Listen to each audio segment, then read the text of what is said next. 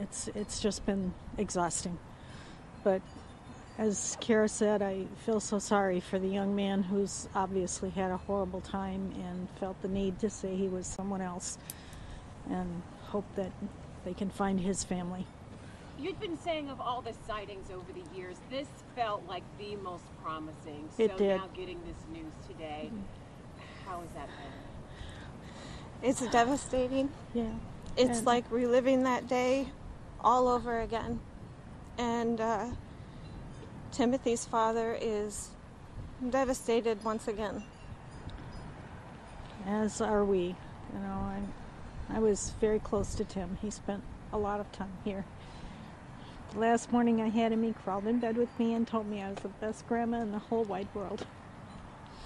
So he's a wonderful little boy, and I hope he has the strength of personality to do whatever he needs to do to find us. My prayer has always been that when he was old enough, he would find us if we couldn't find him.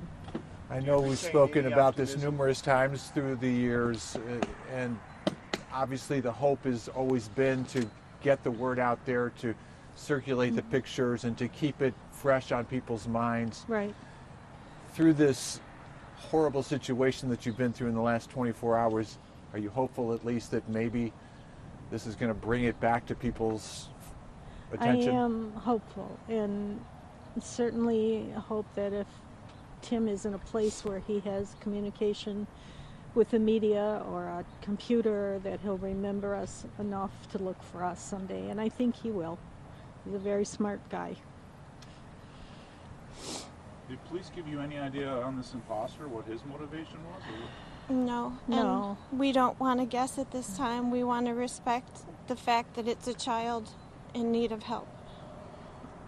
We have no idea why, but...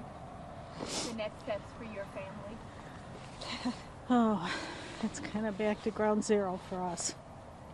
You know, kind of reliving everything that did happen and renewing the loss one more time. You know, hard.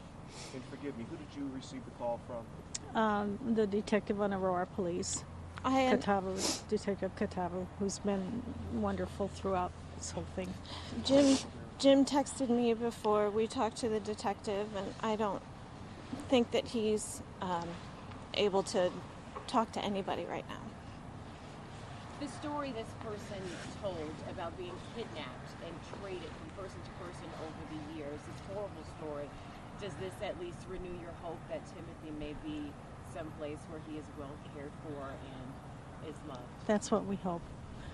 That he did get to a loving family and he's happy, and as happy as he can be, and that whoever has him is taking good care of him. All we can do is hope. Thank you, John. Thank you. All right, thank you. Thank you for all your concern, too. You've all been kind, and I know it's difficult for you to wait out here and not know anything, but we didn't know anything either. Thank all of you for your concern, too. All the Okay. best. Thank you.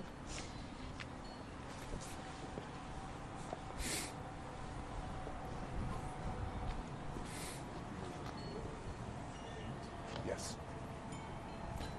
Alana and Kara, K-A-L-A.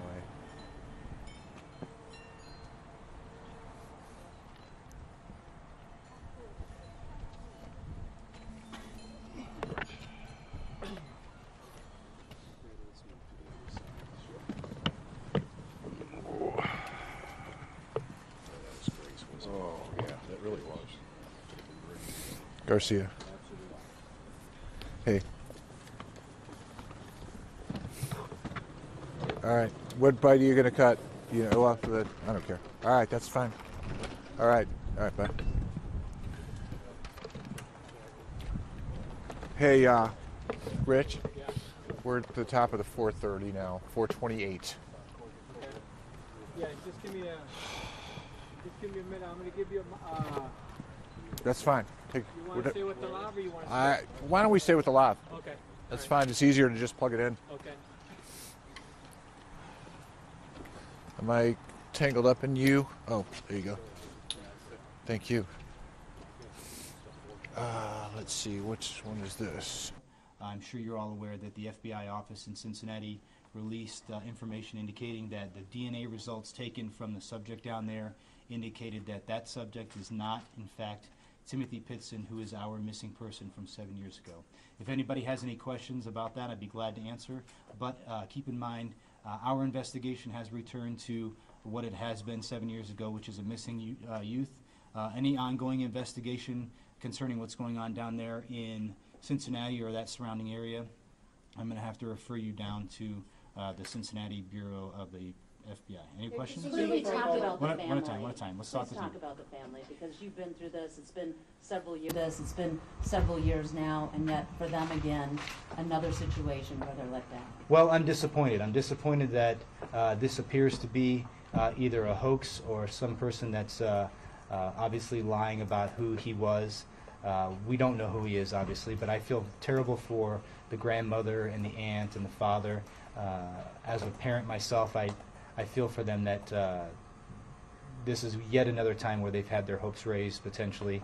I really feel bad for them. I hope that someday we're able to find young Timothy and find out where he was and what happened to him so that we can reunite that family again. How many Anyone times else? in the past have you got Yes, sir. these kind of calls, these kind of false alarms? I'm sorry, one more time? How many times in the past have you get these calls, these false alarms? You know, I can't put a number on it, but I can tell you that over the years we've had, I would say, thousands of tips on where Timothy may have been or what may have happened to him, and of course we've diligently followed up on all of those. I don't recall anyone ever saying that they were Timothy, but we have had people indicating where they thought Timothy might have gone. So we've investigated all those thoroughly, of course. When was the last time you actually had an active tip you're working investigating, aside from what happened right now? So this has been active like 6 months ago, 3 years ago. Do you know? You know, I can't recall. I can't recall specifically when the last time we had an active, hot lead on the case. I know that we regularly solicit information through Crime Stoppers, through the National Center for Missing and Exploited Children, and they regularly receive tips that we follow up on. But to put a timeline on how we receive tips and how often we receive tips, I just don't have that information readily available. Did this media frenzy around all this obviously create any additional tips, anything else that you're investigating, anything you're working on now? So far, the only thing that this has created is just buzz about whether or not this person was in fact Timothy, and it created a renewed awareness in the case. So I think that's probably good. It's good that it's got people thinking about the case again, and perhaps has people looking at the case with new eyes. And of course, if anybody has information, we certainly would love to have anybody who has information call the National Center for Missing and Exploited Children or the Aurora Police Department. If I can give that number out, it's 630-256-5000, 630-256-5000. Anyone who has bona fide information about Timothy's whereabouts or any information that might help us find him, of course we would love to have that information. Yes, sir. And I know in a case like this, obviously there's so much public interest whenever there's an actually, a tip like this, not to mention someone claiming to be Timothy. Talk about sort of the caution that you all have to take when approaching an investigation like this and an actionable lead.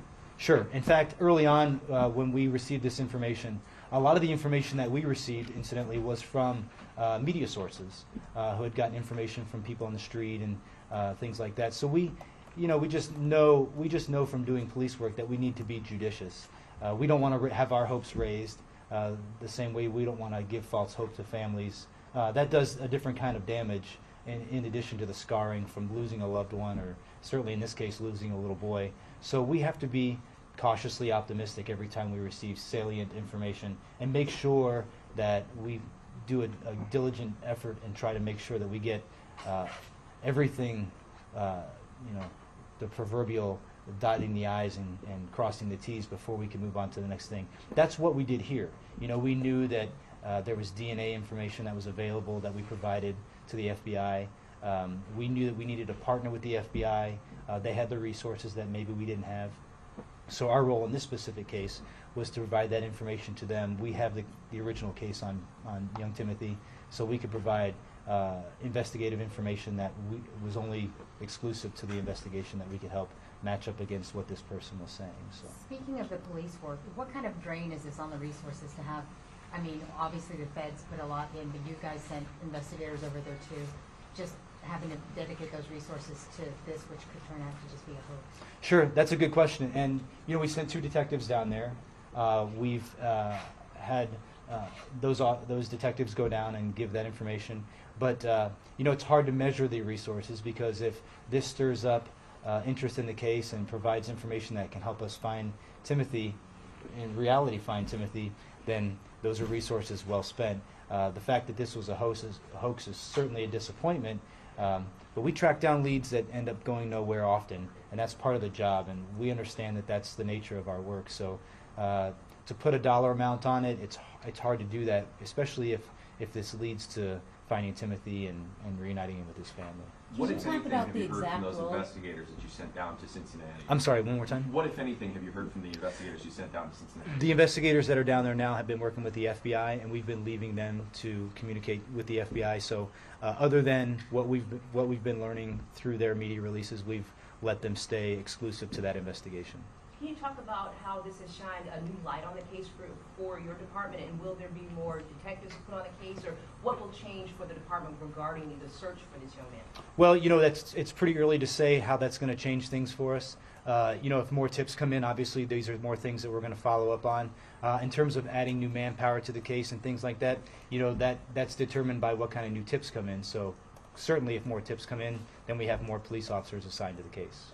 Now, were you guys acting as the liaison between the FBI and stuff down there and the family, or was the FBI directly dealing with the family? I'm not really certain how that worked out. I know that we had a relationship with the family, and we've continued that relationship since the case began. I would say it's probably reasonable to think that on some level we communicated with the family, but I don't know if we would consider ourselves officially a liaison or just a friendly face. So the biggest takeaway is like renewed interest at this point, and getting the case back in the headlines so people are aware of what's happened. I think at this point that's the best possible outcome from our perspective. I know that the folks down there probably have a lot to do still regarding the person that they have in custody down there, and I don't know what's going on with that part of the investigation, but I'm glad to see that at least we have a renewed interest. I certainly hope that if we could find more information that would help us find Timothy, I think that would be a great outcome. Any concerns at all, just given the media frenzy this created, about copycats because of all the attention this person now? Well, we're always worried about copycats, especially something that has, a big national attention like this. So we always worry about that. We always are cautious for any crime that could be sensationalized or any incident that could be sensationalized like this. So the obvious due cautions are provided that, folks who do things like this typically don't get away with their actions. I'm sure that if we follow this further, we're going to see that the person down there is probably going to have some consequences for his actions down there, although I wouldn't speak to that personally. So, any final questions? Thank you. Okay, thank you for your time, folks. Appreciate it.